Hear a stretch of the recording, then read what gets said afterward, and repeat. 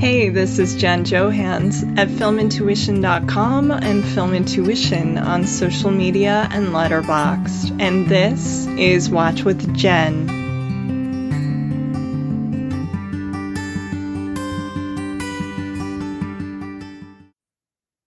Well, this week I am so thrilled to have Christa Faust on the podcast. She is someone that I've enjoyed for the last few years, following on Twitter. We're mutuals. She has amazing taste in film. She's a talented writer.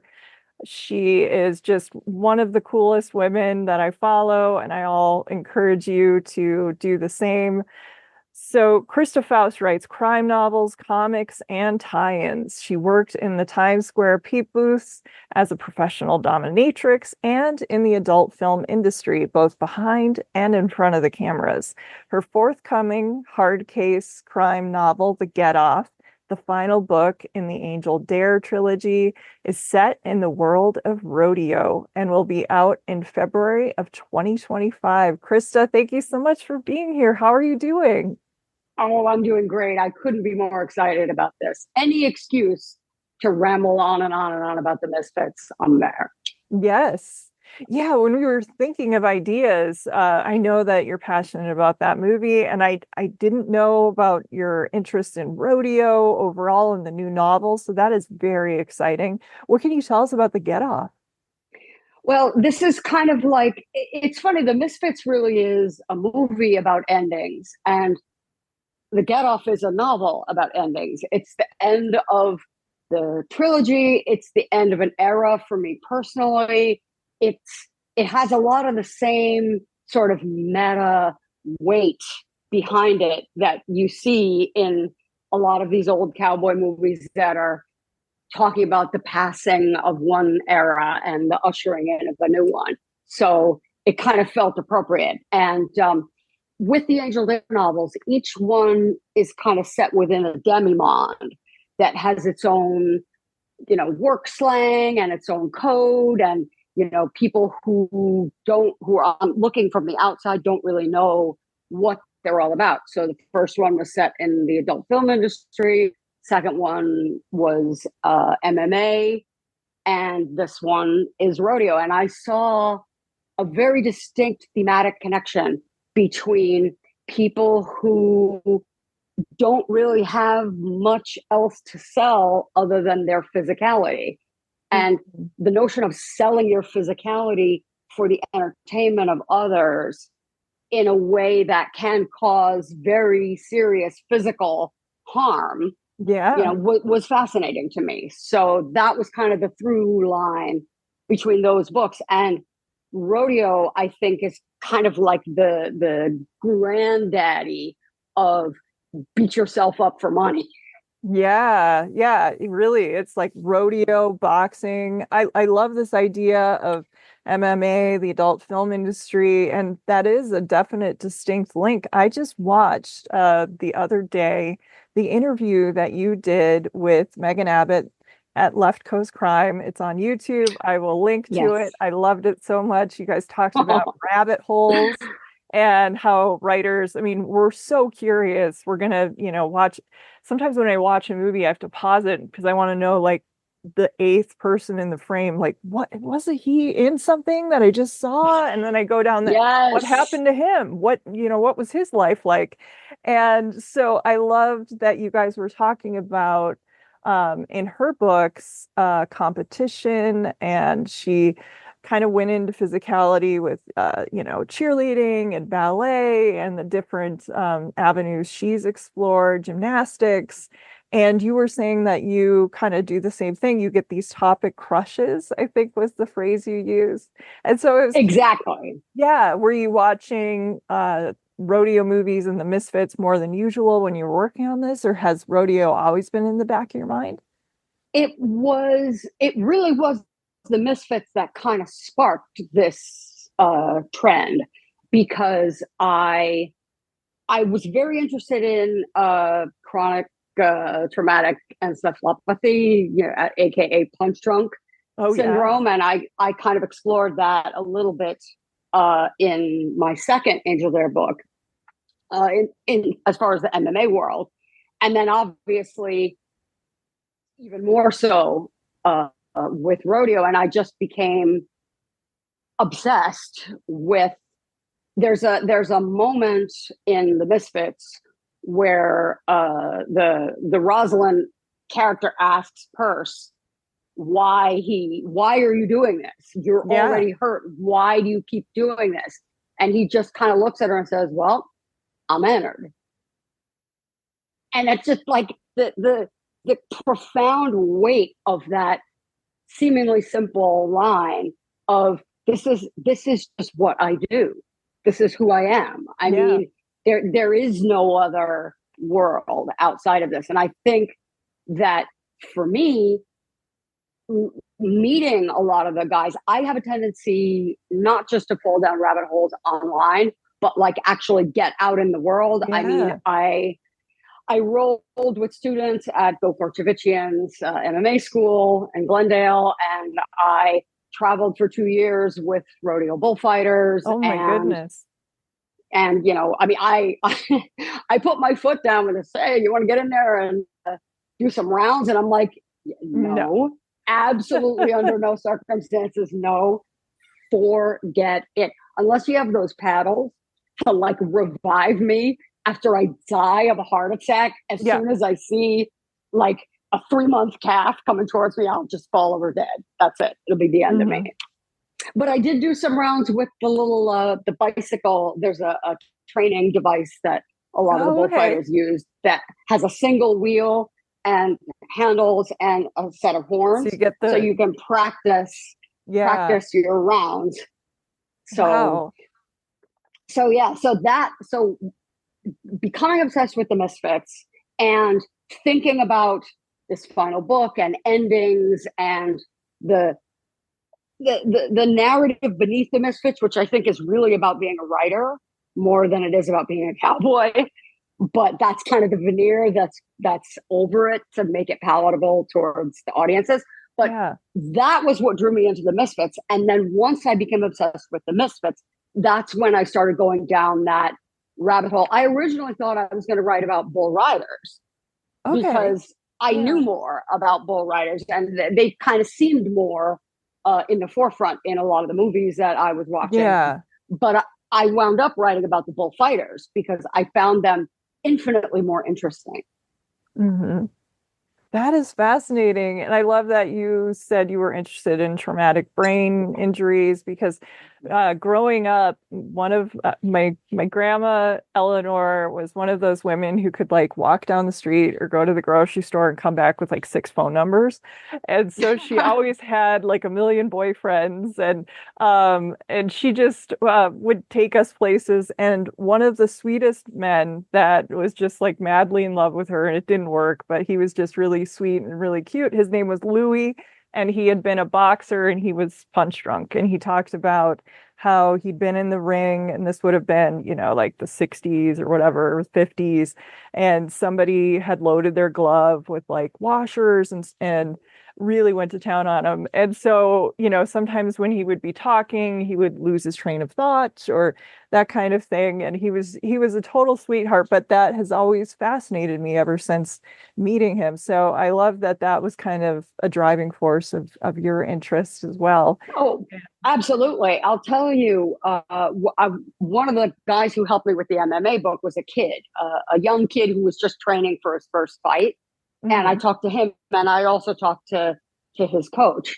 And I asked him, do you know anyone who is having these issues, who's punch drunk or having memory issues? And he's like, no, I don't know anybody like that. Okay, fine. You know, you're 17, whatever. Yeah. So then I asked the same question to his coach, who was, you know, in his early 40s. And, you know, do you know anybody that's having these issues? And he says, yeah, me. He's like, after this interview, I'm not going to remember your name, he said. And I was like, what? That's heartbreaking. Like, you are spending 12 hours a day with this guy training. And you 17-year-old, you don't see that because you don't want to. Yes. You know, the blinders are on. Yeah. Yeah. Yeah. Yeah, it's kind of, I think, in order to do it, you can't admit that that's a possibility, kind of like the adrenaline, sort of, the, now I'm going to blank on it, the line from Junior Bonner about, oh, and it's also in The Lusty Men, never was a horse that couldn't be rode or a rider that couldn't be thrown. Never Yeah. was Yeah. rider that couldn't be thrown. Yeah, that's right. Yeah. That's right. And Yeah. I mean, let's just state for the record that it is not a one-way ticket. Oh, I mean, no. there are guys who have a cement head Yes. who are just fine and go on to Oh, live exactly. totally normal, fine Like lives. football. Yeah.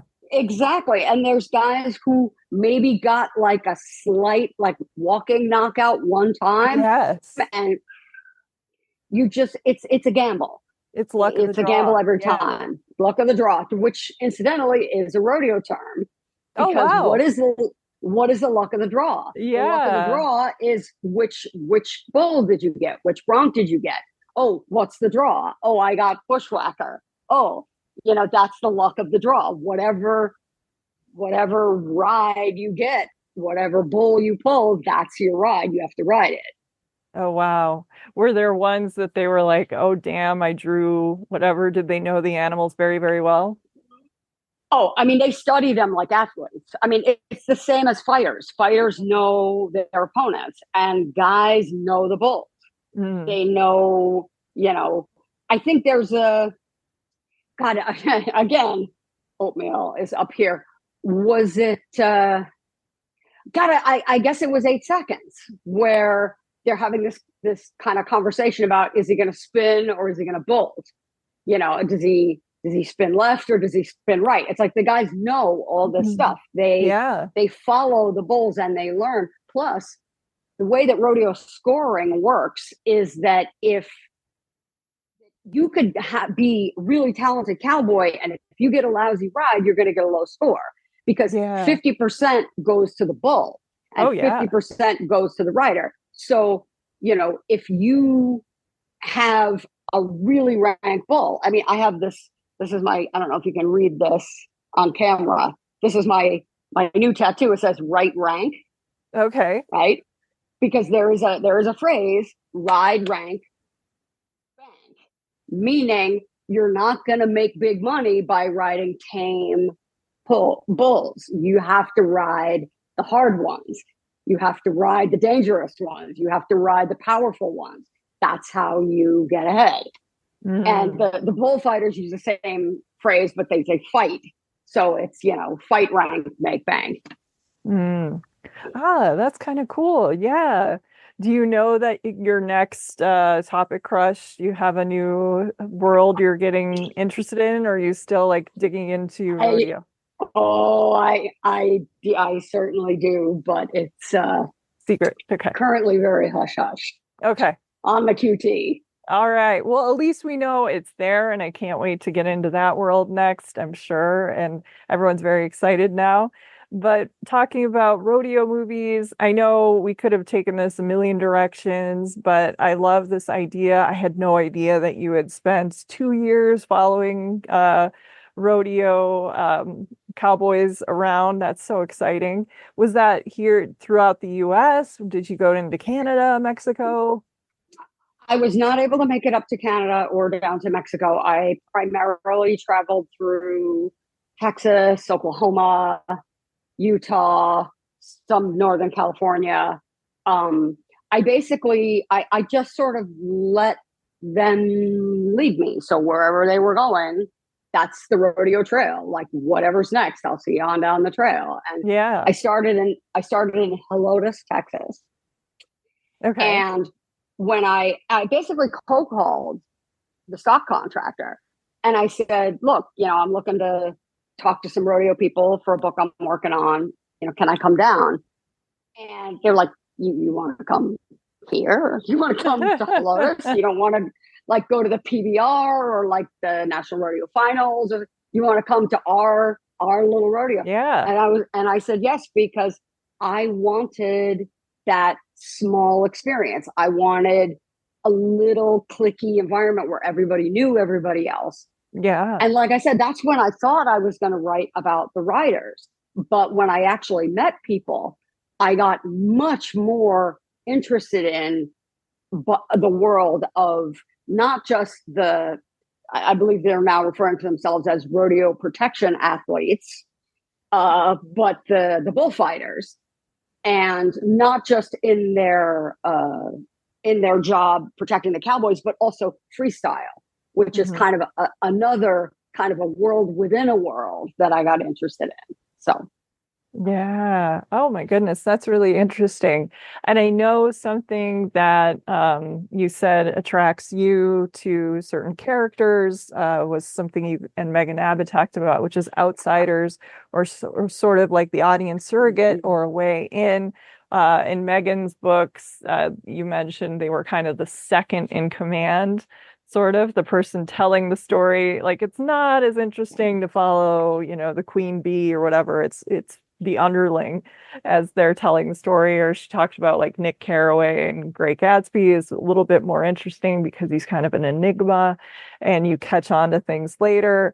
And one thing I noticed watching all of these movies, and the ones that we chose, I'm sure we're going to reference a bunch of other ones, were The Lusty Men, The Misfits, The Rider, Neon Bull, and Bull, the 2019 film. I know there's a lot of movies with that title.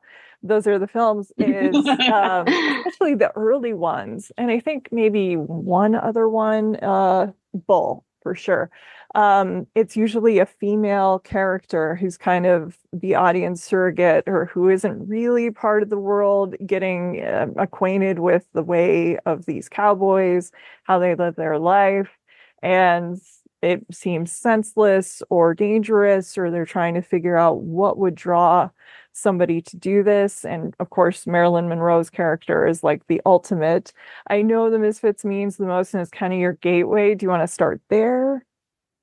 oh God, I mean, you know, I remember seeing the Misfits on the big screen for the first time, and just being so struck and like emotionally overwhelmed by how broken Monroe is in that movie. Yes. How hard she's trying to hold it together. And there's a real, it feels to me like there's a real tension between Arthur Miller's concept of her and what Yes. he wanted her to be in that movie and what she actually is. And there's a little a throwaway line in Some Like It Hot, where the character of Sugar is talking about how she keeps falling for lousy guys, Yeah. and it's supposed to be just kind of a frothy, funny throwaway line, but she has this moment where she is talking about how dumb the character is. I'm so stupid. I keep falling for these guys because I'm blonde.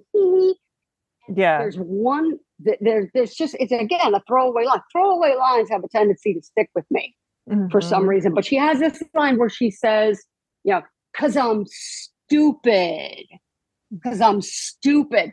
And it's like, and you could just feel this like volcanic, Yeah. barely contained rage at Hmm. her kind of being pigeonholed as that bimbo. And, she went from Some Like It Hot to the Misfits, where ostensibly she's surrounded by method actors and she has her, the name has escaped, she has her coach with her, Yes. and she's really trying to make it into this like real actor mode to break away from the bimbo mentality. But yet she's has this love letter written to her by a man who doesn't really understand her. Yes. And that was fascinating to me. Absolutely. Yeah. I think a lot of people didn't understand her. I was looking at John Huston interviews, this book this morning that I got a few years ago when I did an episode on John Huston. He gives a great interview. Sometimes he contradicts himself, and some of the stories seem a little bit like they're tall tales, of course, but they're Don't we always all, right? fascinating. Yes. And he was talking about how Sartre really revered Marilyn, and he said it was kind of an eye opener to realize that Europeans held her in very high regard, much higher than just a sex goddess.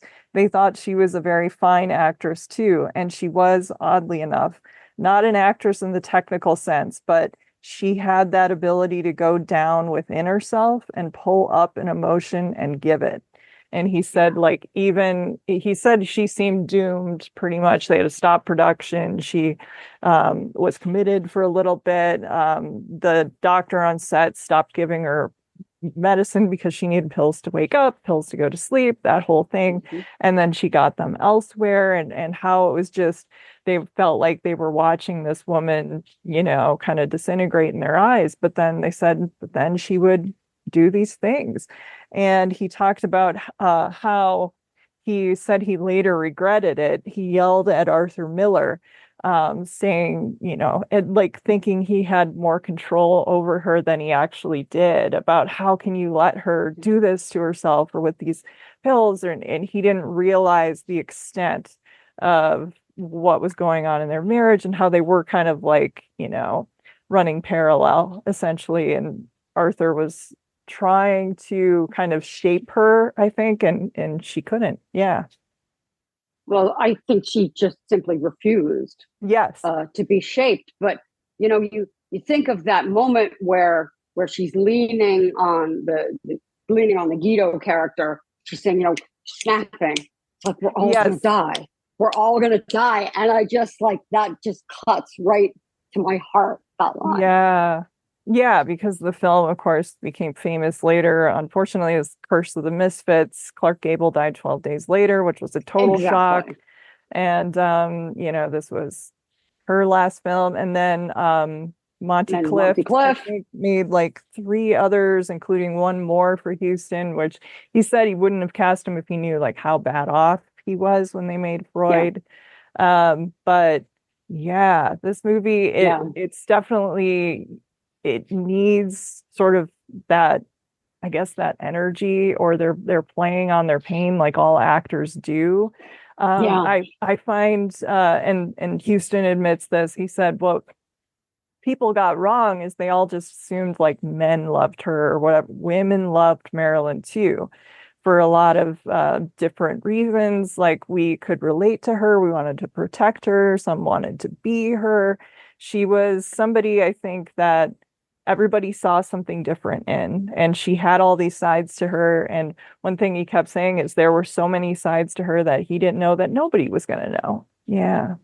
Yeah, I think she played that up for sure. Yeah. That, you know, kind of chameleon like ability to reflect not just men's desire, but anyone's desire back Yes. at them. And I think she kind of used that in the character of Rosalind, because here is, I mean, on the page, this childlike woman, which I mean, really, but this woman who is the center of this sort of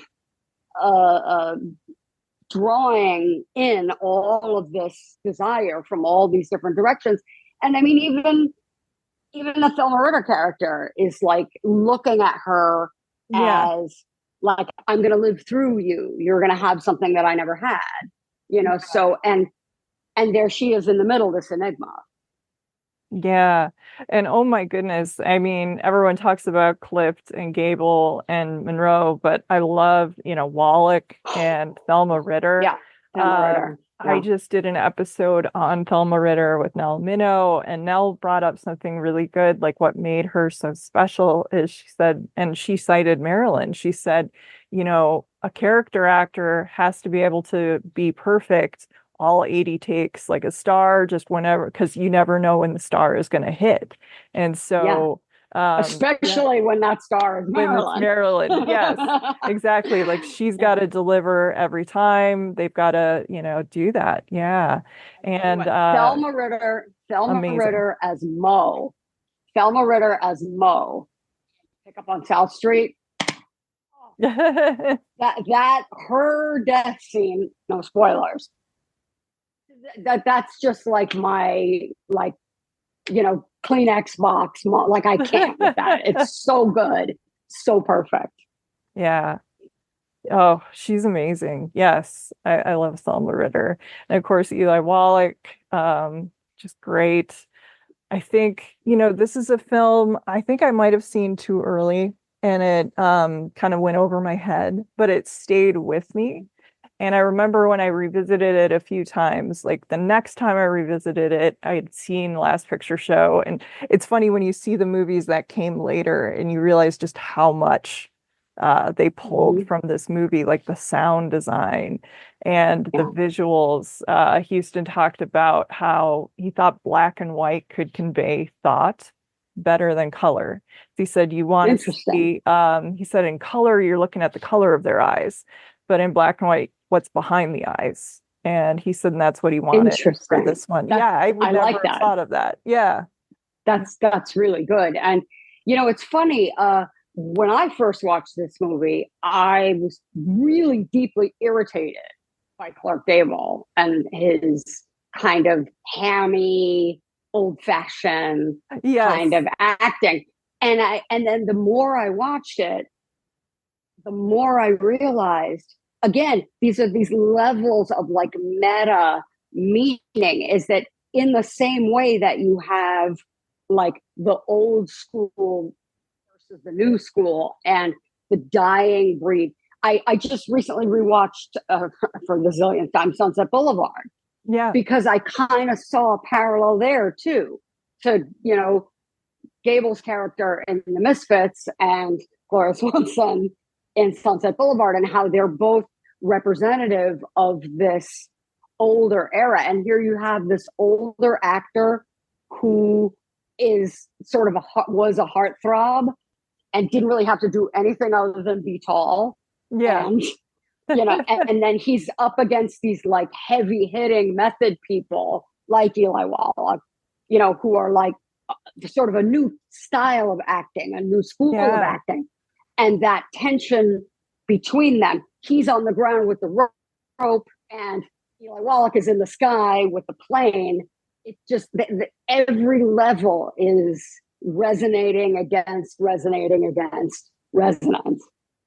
Yeah, that's such a good point. And also he's kind of it also works to his favor. And again, yeah, I wouldn't have guessed this on a first viewing either, because I probably would have seen it's, Gone with the Wind, Gable, that kind of style. But what you're seeing here is he is playing a guy who's playing a guy. Like he knows like this is machismo, this is what we're supposed to do. And, kind of the way like John Wayne, well, he always had the walk, but if you've ever seen an actor who is just one way when you're talking to them and then they walk onto set or they walk in front of like a group of people and the walk changes a little bit, if it's a group of Yeah. guys or what. And you can kind of see that with Gable a little bit, like he's gonna fall back on these ideas of, showmanship and being a cowboy and like, well, this is what we're supposed to do.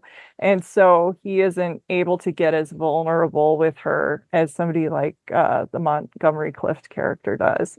And Oh, yeah. I'm so Yeah. glad you brought up that scene with him and Allie, and she's like so worried about it's one of the most beautiful scenes. Yeah. It really is. It really is. And at the same time as, Gable is kind of doing this like real hammy, big silent movie expressions with his face, you see like there's a moment with Monty Cliff where it's at the very end where she's saying goodbye and she says, don't get hurt anymore, Purse. He doesn't answer, but his little tiny sort of expression, it just says Hmm. everything. Yeah. And just watching that, the older actors going down and you would have thought younger is going up, but they're not going anywhere either because nobody makes it out of this movie alive I except for know. Wallach. Yeah, yeah, I know. It's a hard film to watch. Like it is very meta when you're watching it. Yeah. You're very painfully aware. Kind of like you can't watch the James Dean movies anymore without immediately thinking of that Oh or yeah. the iconography of James Dean and what he would become, especially like Rebel. Yeah, these Oh movies, yeah. Yeah. performances, and Sal Mineo, and it's hard to watch a Natalie Wood movie without thinking later. But yeah, this is a film that was made like almost a decade after The Lusty Men, which is kind of one of my favorites too, another rodeo film, and it's sort of like both of these very dark, almost like noirish kind of statements on rodeo. They're westerns, but they're neo-westerns. Yeah, I think these are two Well, very fascinating. yeah, absolutely. There's definitely, I mean, I think there's a theme, a sort of an overarching theme that fits older films, including Junior Bonner, even though it's kind of a Yes. bridge, Hmm. fits those older films into this one category of, and then the newer films kind of come in and are exploring in different Yeah. areas. But I think that the Misfits is the most explicit in the way that it talks about the scene where Gay and Rosalind are supposedly going to sleep the night before they round up the Mustangs, and he talks about, they changed it. I Yeah. didn't change. They changed it all around and they made it ugly. Yep. And brings up her being a dancer as a parallel, that like you start off all optimistic and open, Wide-eyed. Yep. wide-eyed, and you just love dance and it's who you are inside, and then they turn it around and they make it ugly and you're still doing the same thing, Hmm. but their reaction, it curdles, it becomes awful. And that the same perspective of the cowboy on the open range, and that it's better than wages, and there you are being a real man, a Yeah. rugged individual out on the steep by yourself riding. And to me, that entire speech is a speech about what it means to be a writer in Hollywood, Oh because yeah.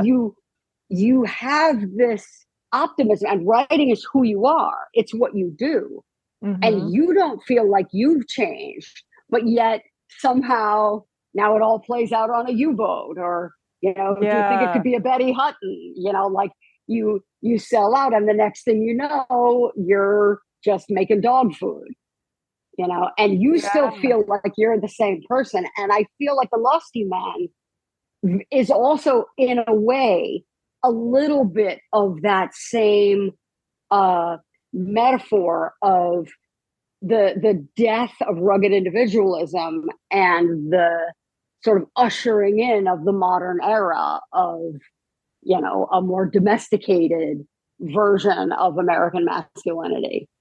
Yeah, and I loved what you were saying too about it being really about writing. It's kind of that old line about all movies are really about movie making. Like no matter what we're covering, it's about the creative Yeah, process, and you can kind of see that. And yeah. also watching it when you're a creative writer or whatever your background is, you're going to maybe see something in that. Nobody watches the same movie the same way. But I think that's a really good parallel when you were talking about that. I couldn't help but think of Sunset Boulevard and, another movie. Mm-hmm, mm-hmm. We had Faces then, and then The Writer, and yeah, yeah, and kind of the battle. And they changed it all around. They made it Yes. ugly. And, you used to have talent, but this year I'm just trying to make a living. Like all of that resonates. And I think in The Lusty Men, it's not as overt. It's more hidden, but Hmm. there's definitely something to be said about the notion of somebody who is, like like the Robert Mitchum character in that film, he is never going to change. He's never going to be. You get that little tease of like maybe he could have a different Yeah, life, yeah. maybe he could settle it, but he knows he can't. Just like Perce in the Misfits, with that look of don't get hurt again, and he will. Hmm. And you don't see him die, but No. he's headed there. Yeah. And the fact that he actually does in real life just makes it that much more poignant. But Hmm. it's the same in the Lusty Men, where you have this arc of I can't do anything else. I can't adapt to the modern world. Mm-mm. This is who I am. I was born this way. I'll die this way. Yeah. That's kind of what I saw when I rewatched Junior Bonner last night. Same thing. Like he's just going to keep doing it. It's ostensibly like to help the family or whatever, but he's just going to, as he says, go down the road, follow the rodeo, like go on to the next one, essentially the Yep. end of the movie. And yeah, and I think the Lusty Men also, just like you were talking about with the Misfits, the Lusty Men is kind of a be careful what you wish for, fame and fortune. Like you get into this and it's exciting and you think you can control it or you want the money, and then you realize the main one of the main characters there that is kind of the protege of Robert Mitchum. He's really into it more for the fame and the adoration and all the things that come with it. And he lost sight of we're just doing this for the money to buy the house for him and his wife. Yeah. Yeah, but it isn't about writing. No, no. It's totally about writing. It's Yeah, yeah. 100% about writing. Or, like you said, about movie making in general. Yeah. You Yeah. could extrapolate that to anything. But what I think is really an interesting cultural shift that partially has to do with time and, the time in which these films were made versus now. But I'm not going to say that there's a lack of hope, but there's a feeling in the modern films that we watched that it isn't that you're longing for some glory days that have passed. There Hmm. are no glory days. I mean, Bull, to a degree, you do see a little bit of that, but even then, it was never you never achieved that level. You're just hanging on. And I think this is also true for the writer. These modern takes on rodeo film are more about people just hanging on, young people just hanging on. Yeah. They haven't had their glory days and now it's over. There've never been any glory days. They're just hanging on. Yeah. And I think there's something to that loss of the American dream, the cowboy fantasy. Even people who still say they want it, it doesn't feel real anymore the way it did then. Yeah. And I think that's also a good contrast with the modern films a little bit because there's more of a romantic notion in some of the at least the idea of some of the westerns that were made back then, even though these are very stark movies. When you kind of go in, you might think one thing and it's a totally different experience by the time the movie ends. But one of the movies that really, I think, affected me about rodeo in the last several years was The Rider, Yeah, which yeah. had you seen that one? I had, yeah, because Yeah, yeah. again, the CTE, that Oh, traumatic brain injury, like yes. that's my jam. So Yeah. Had you seen Songs My Brothers Taught Me by Chloe that Zhao? that one I have not seen, and Okay. because of It's this harder one, to it's on my find. list. Yeah. It's harder to find. I think it was like on Mubi for like 2 minutes. I don't know if it's there anymore, but yeah, I think those films together, but The Rider, I mean, just what a powerful film. And again, you're dealing with I think, we have people here. One of the things I love about the modern era, we're talking about two movies that were made by women and also a film that was made in Brazil. So we're getting other avenues into this world, which I think is Well, very and important. also, absolutely, and then also you have, uh, I'm not exactly sure if the main character of the writer is First Nations or, but there seems to be an Dakota. implication. Yeah, he is. Yeah, Yeah, that he's a First Nation. So you have a shift from the yes, dying white masculinity of Lusty essentially. Men Yeah, and and and the Misfits and Junior Bonner is all about this kind of lost myth of white masculinity. And yeah. all of the new ones, I mean, and this isn't obviously isn't all of them because there's a million others Oh, yeah, that yeah. are that, but the ones that we decided to look at for this are offering these other perspectives. You Yes. have the you have the Black rodeo, you have Yeah. First Nations rodeos, you have people who are coming from different perspectives, and the whole idea of including a foreign film, Yeah, I a think that lot was of such a great idea. Yeah, it was kind of a last addition because we weren't sure we had to postpone it. I had some tech issues. We were able to work in another film, and of course, Christa knows so many great movies in the world of rodeo.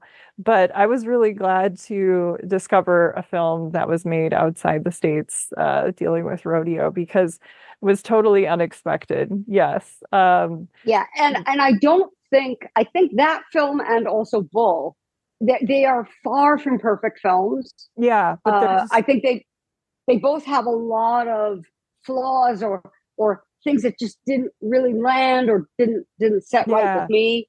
yeah. But I love including them because I really like that contrast. And also, just shout out to Nate Justice. My buddy bullfighter Nate Justice is on camera in Bull. He's one of the Oh, guys who is fighting bulls in the PBR with the main character in Bull. oh, that's amazing. Yeah, so I had Very to give him cool. a shout out on this. Yeah.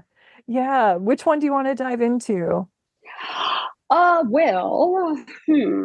feel like uh let's start with the writer because I feel like Bull and Neon Bull are kind of like weird, like dark They are. siblings. Yeah. Like Yeah.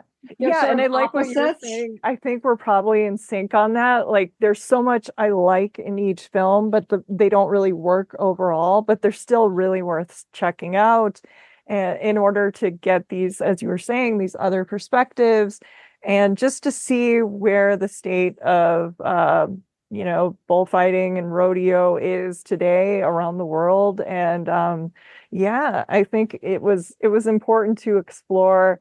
The Rider is the only one of the modern films that I had seen, but it had been a number of years, so I was really glad to go back and watch that.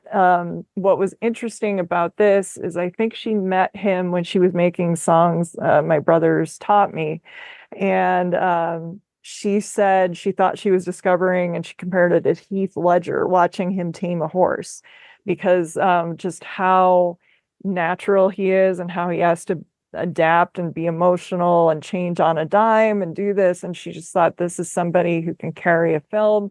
And her partner is her cinematographer. And so they kind of just used all their credit cards.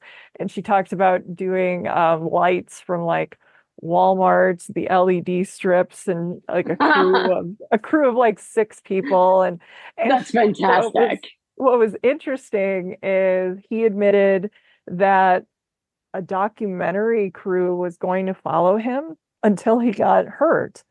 And then they like bailed. And she thought that's so dumb because that's where the story really starts. And that's Yeah. the story she wanted to tell.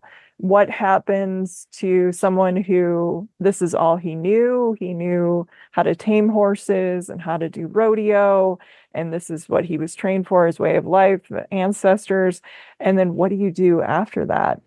Yeah. Yeah, yeah, that's really fascinating to me. And, just again, that idea of sacrificing your physical body Yeah. for the entertainment of others, that is like a really powerful, that was what drew me originally, Hmm. to that film was that question.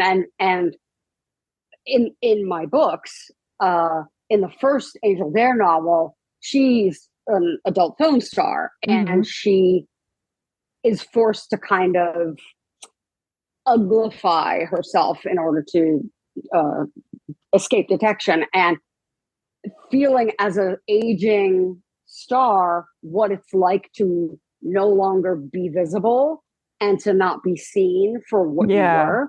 Hmm. There's a parallel there to the idea of the documentary crew only wants to film you if you look cool. But as Yes. soon as you fall, as soon as you fail, as soon as you're not like that all American uh, hero that Yeah. everybody expects, then that's when, you get what we like, the stories that we like to see that are much more Yeah. interesting to viewers like us. Yeah. And also, one thing I forgot to mention when we were talking about the Misfits that I read this morning with Huston is he was saying how the car accident with Montgomery Clift had done actual brain damage. First of all, he couldn't see very Yeah, well, he had cataracts. But he yeah, said he had kind of lost, and he was trying to not let people know because as an actor, your whole bread and butter is on that. Not let people know that he couldn't memorize much anymore or very well. And he said what was really good for Clift on the Misfits is the lines were very short and direct. And he didn't really fully get that there had been a total, like, a brain damage, brain injury. And so it was kind of like you can imagine in that scene in the alley with Marilyn Monroe, he's talking and he's pulling right from his own life. And so yeah, then when we have the writer and they only love you when you're perfect, yes, it's kind of the yeah. same idea. And so it was kind of a weird synchronicity of having an actor who couldn't let, everyone know that this was going on and he could maybe relate to the character he's playing on a level he can't talk about. Yeah. Yeah. Well, of course, now, speaking of brains not working in an optimal manner, I can't, of course, remember my dates exactly, but I remember very well there was a writer named Ty Posabon who committed suicide. Oh, And when that happened, and I've always said when I first was introduced to the world of rodeo, really it's the women. The women run everything. The oh, women wear the really? pants. The women decide whether you, an outsider, are okay to come in Okay. and talk to people or not. And the women are really they are very powerful. And it was Ty Posabon's mom who pushed to have his brain examined for CTE. Oh, wow. And Okay. it was just riddled. And he was young too. Oh I my mean, I don't God. even think he was. He might have been 20 something, Hmm. young 22, yeah, young kid, and it was just absolutely riddled with brain damage. And so she was the one who was trying to break through that old rub some dirt on it, old son Yeah, kind yeah. of mentality of like, you're all right, Hmm. like shake it off. Yep, you have another I event. I mean, Yeah. some of what exactly, like, that's exactly, well, why are you doing this? Because I'm Yeah. entered, Yeah. but I personally witnessed some egregious personal injuries that were shook off and viewed as nothing because that's what you do. And she was able to break through that and say, listen, Wow. this is real. Because a lot of the guys that I had talked to in the beginning were, those football players are a bunch of pussies. They just Yeah, want yeah. money. It's like, so you get hit in the head. I get hit in the head 12 times before breakfast. I'm fine. Yeah. But she broke through that, and she really made people understand, that this is a real thing and it is a serious issue. And I don't know if it was her in particular, but if you watch the PBR now, you see majority of the contestants wear helmets. That's good. Yeah. My goodness. That is interesting to know. I wouldn't have guessed that the women run things because one thing that's so fascinating about the Rider and also Bull is they were made by women. And so you kind of wondered, like, what would it have been like for a woman to access this world? And so I love that when you were accessing it too, you saw, nope, they were going to make sure you were okay. And yeah, Yep. and what it was like. Yeah. Yeah. And I mean, I think that, this is kind of true in life is that, let the guy go do man things, but, who's doing the laundry? Who's making sure everybody gets food? Who's making Yeah. sure Who's everybody taking gets care to of them? be, Yeah. who's feeding the horses? Who's getting everybody there on time? It's the women. And now this is something that I saw come up a couple of times in what we were watching, but I've seen this and it's starting to bug me as like a trope.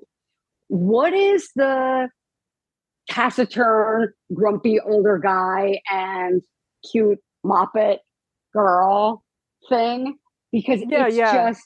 it's a drinking game for like modern like TV shows and movies. Like I'm Yes. just seeing it again and again and again.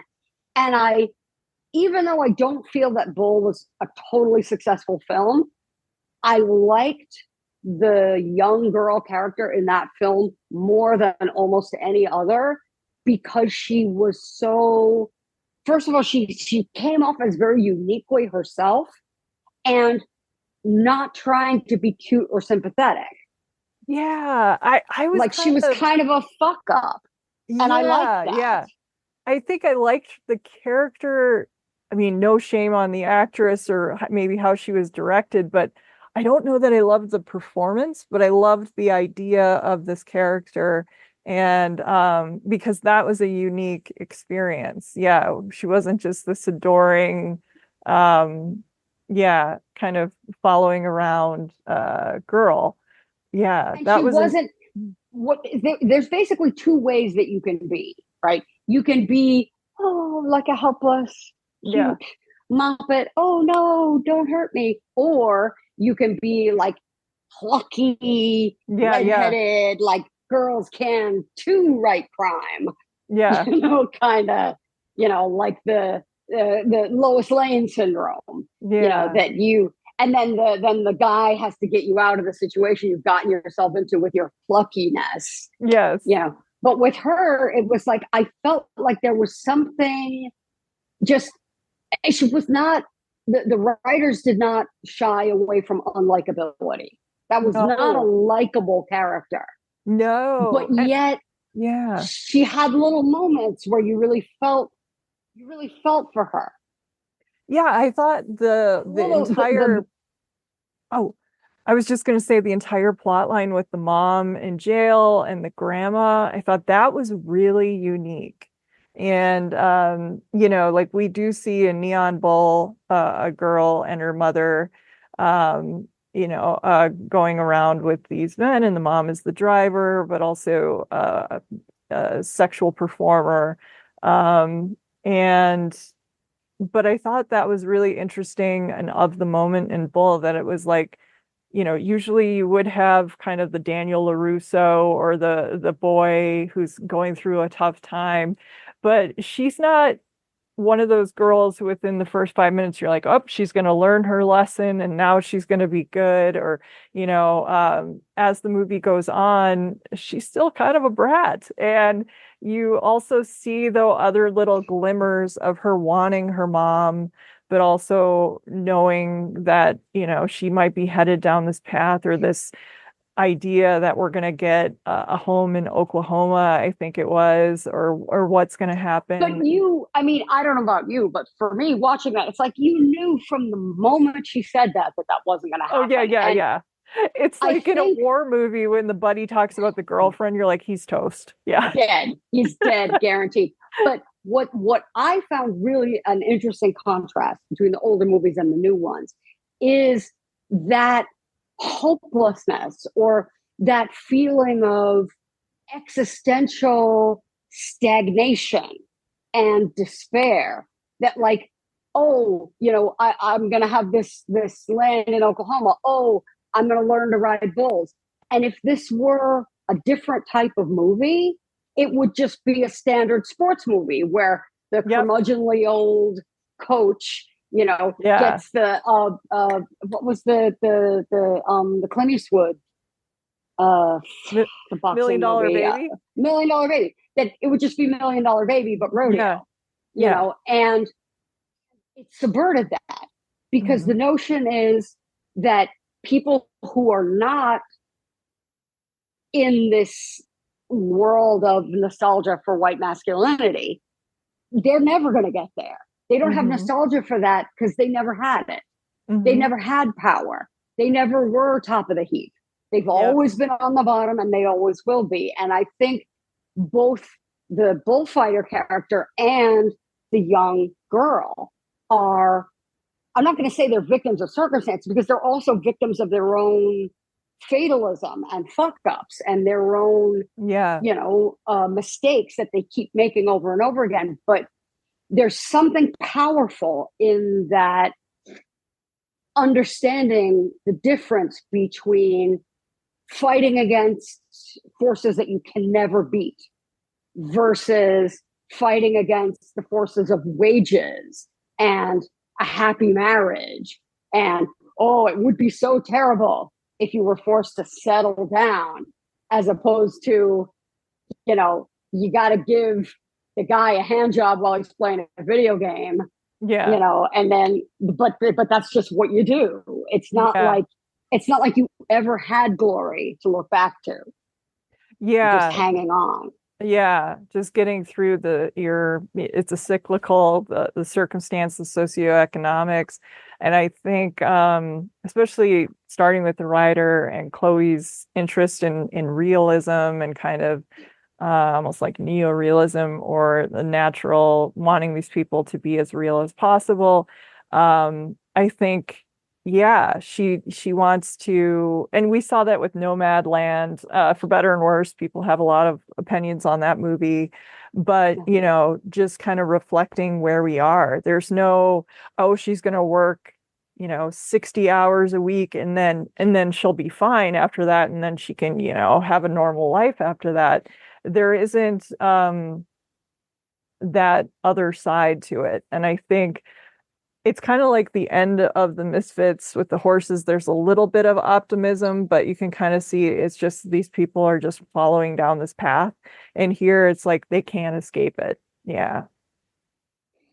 Yeah, and it's funny because I think that with the rider, there is a an interesting push and pull between the majestic is the wrong word, but the visual, the Yes. stunning visuals in that film, contrasting with the smallness of the life of this guy and his sister and their Yeah. small struggle.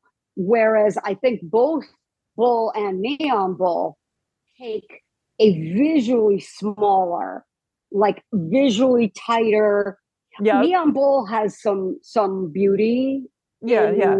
in its ugliness.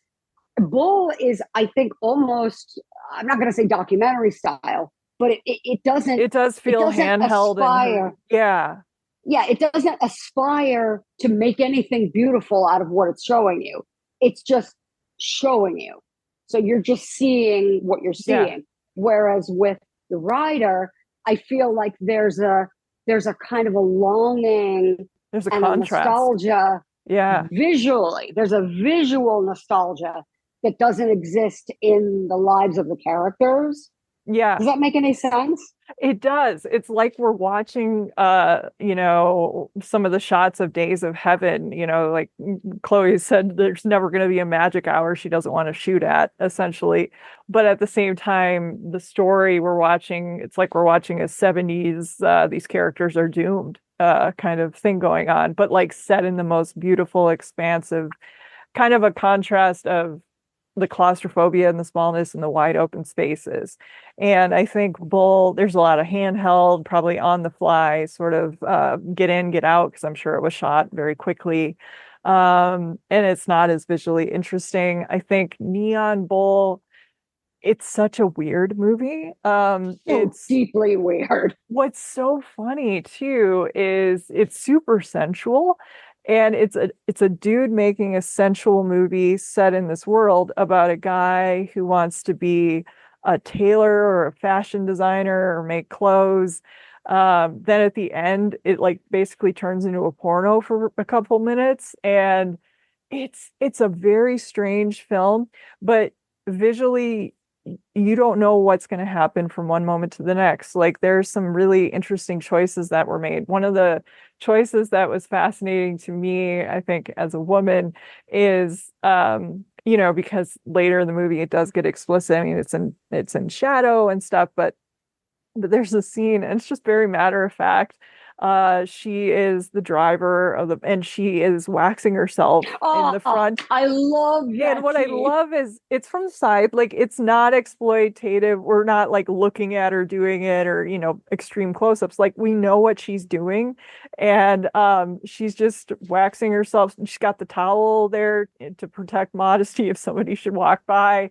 And it's just so like that's a scene.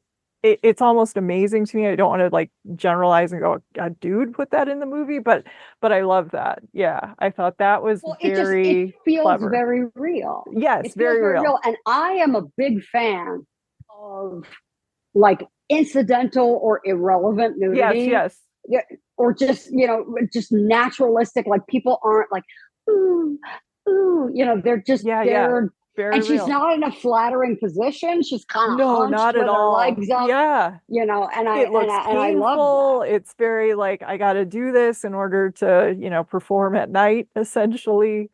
And yeah, and what's so funny, oh, I was just going to say what was funny too is the contrast of her almost lack of vanity there, just like doing that versus this young guy who joins the rodeo and he's all about his braces and he's got a hair straightener and he's just like primping himself every 2 minutes. Yeah no, and I mean it has some great stuff and it also has some beautiful like I mean the scene where he has to jack off the horse, it's like somehow like this gorgeous, like it's backlit.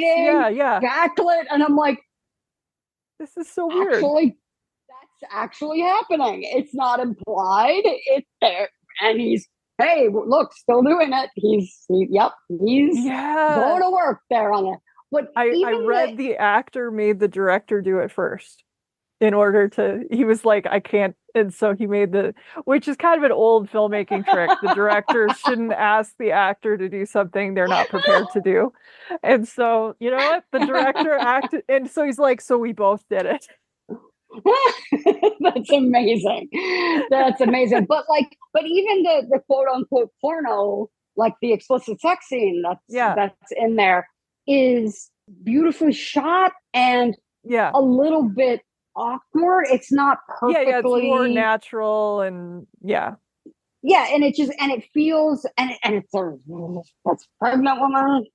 And all of this, but that's all a big part of this kind of showing you day-to-day life, but in a beautiful way. The scene where he's picking through the scraps in the mud to find little pieces of fabric and pieces of mannequin that he can put together. It's like that's a really visually striking scene of a really mundane, unexciting happening. Yeah, or when he takes one of the porno mags of the guys that is, on tour with him and opens it up, and you think, well, I know where this scene is going, and he starts drawing on it, and it's like, wow, drawing costumes on it. I mean, so I think that stuff is interesting. With the writer too, there's a visual beauty, that sort of transcends the material, but I think that I do have a soft spot for Bull just because it is the only film that is 100% centered on bullfighting. Yes. And just for the audience at home, let's clarify, we're not talking about Spanish style. No, we're not talking about matadors. Yeah. We're not talking about matadors. We're talking about rodeo protection athletes. Yes. Which previously known as clowns, but the current crop of rodeo protection athletes do not like to be referred to as clowns. They are not funny. Nothing that they do is funny. They are there specifically. They consider themselves to be like almost paramedics in a way. Their job is a very serious job, like firefighters. Yep. And that movie doesn't touch on freestyle bullfighting at all, but there is within rodeo a separate sport, which is, I wouldn't call it bullfighting. It's more like bull avoiding, professional bull avoiding. Yeah. In that there's no rider. It's just the guy and the bull, and the bulls are fine. They go from town to town. They fight over and over and over again. We're not killing the bull. Yeah. Oh no. Guys like to brag about that. They like to brag about that. They say we are tougher than the Spanish guys because the bulls that they fight have never fought before. They don't know what's happening, so they're easy to beat. It's like guys who think smashing virgins makes them a good lover, when in reality, all that makes you is, a guy who can trick women into saying yes once. But she's not going to come back for more. But the bulls that these guys fight, they learn. They know what you're doing. A lot of guys won't wear bright colored cleats because they know to watch your feet. That if your body is going to fake, they learn to look at your feet. Oh, wow. No, just because you're faking this way, if your feet are staying here, they know that's where you're going. So fighting the same bulls over and over can lead to a lot more challenges. And when you have bulls that are considered athletes, like in the PBR, where these are like $1 million athletes, right?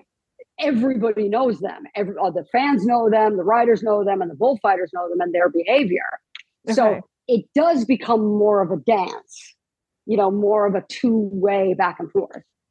Yeah. But that's neither here nor there. But that was why I picked Bull as one of our movies, even though I don't think it's the best of the rodeo movies, but it's near and dear to my heart, A, because of Nate Justice being in it, and B, just because of being centered around a sport that I don't think a lot of people really know about. Yeah, I learned so much, and I'm glad that I got the chance to see this one. I think I couldn't remember if I had seen it or not, but it wasn't ringing a bell when I watched it. So I was really glad to get the opportunity to check it out. And I know there were other movies when we were talking about doing this topic where you're like, well, Born Reckless, but it's not. Are there any other films that you want to give a shout out to? I know we referenced a few others. Oh my gosh. Of course, now I can't remember. I'm kind of obsessed on finding this Richard Widmark film, which looks deeply creepy, but I'm a completist and I need to see it. I love Widmark. Oh God, Richard Widmark is probably one of my favorite actors from that era. But so obviously there was that. I mean, 8 seconds. I mean, yeah, that was actually going to be on my list. I haven't seen it in years, but I remember liking it. There were a few around that time period. There was 8 seconds. I don't remember My Heroes Have Always Been Cowboys, but it was around that time. Yeah, a couple others. Well, 8 seconds, and there are a couple of others that are so they're a little soapy. They're sort of more about like a romance, and you could just as easily tell the exact same story. The guy is a cop, or he's a firefighter, or he's a baker, or candlestick maker, or whatever. That him being in rodeo is not necessarily relevant to the story. The story is more of a romance. Mm-hmm. But there's also The Honkers, which is just a full-on comedy, basically. but that's entertaining. Amusing. I have to give a shout out. I will not go off on this tangent, but I got to give a shout out to Stony Burke. Okay. All right. Stony Burke was a TV show starring Jack Lord, which was a rodeo show that it was almost as if the entire crew from The Outer Limits just was airlifted out of a science fiction show and just dropped into this rodeo show. So especially visually, you can see all these connections. I'm a big fan of The Outer Limits, and I especially love like Conrad Hall and the beautiful black and white cinematography. and you see a lot of that connection between what they were doing on The Outer Limits and this show, Stony Brook, which, if you have a chance to check it out, highly recommended. There's some really great episodes, lots of fun. Okay. When was this on the air? I want to say 60s. Okay. But like early. I think it was after The Outer Limits, just after. So yeah, oatmeal. Oh no, you're fine. I put you on the spot, so it's my fault there. Well, yeah, I probably, if I was going to give a shout out, I probably should have had something cleverer to say about it. I like that idea though. Yeah, I'll have to look for it. I'm sure YouTube is going to have some clips. So yeah, we will find it. Yeah. Well, it's one of those, the premise is something that is so easy to, because you go from town to town. So you want to make a TV show, here's a guy who goes from town to town and he gets, murder of the week, monster of the week, trouble of the week, whatever it is. He finds himself mixed up in various situations. So yeah. Well, I am super excited. I want to ask before, just to remind everyone, the Get Off coming out in February of next year. February is going to be a good month. We have Christa's new book. We have William Boyle's new book comes out in February. So we've got some good stuff. So are you doing a book tour? Do you know what's going on yet for it? Are you coming to Poison Pen?